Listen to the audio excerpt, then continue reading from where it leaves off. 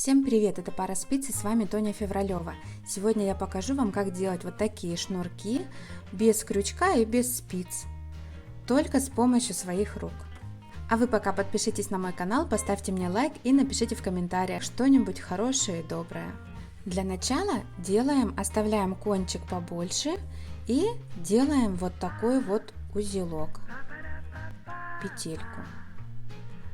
Сделали петельку, вытягиваем ее побольше. Теперь я вставляю 2 пальца в эту петлю, беру ту нить, которая идет от клубка, вот он кончик у меня висит, и держу пальцем эту нить.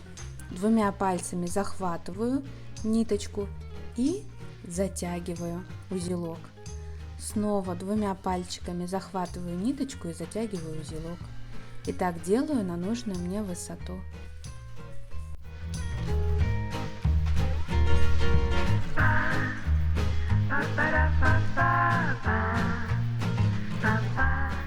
Когда я сделаю на нужную мне длину шнурочек, я обрезаю ниточку и протаскиваю ее через петельку и затягиваю узелок.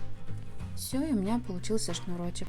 Посмотрите, с одной стороны он выглядит как косичка, а с другой стороны он выглядит как узелочки.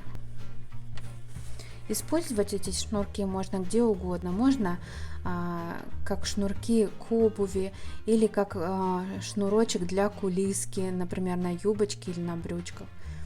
Также можно делать шнуровку интересную на кардигане или на свитере, будет здорово смотреться, ярко и необычно. Надеюсь, это видео было для вас полезным, обязательно подпишитесь на мой канал, не забывайте. Поставьте мне лайк, если еще этого не сделали, мне будет очень приятно, и вы мне тем самым очень поможете. Также пишите в комментариях добрые слова. С вами была Тоня Февралева, всего хорошего, пока!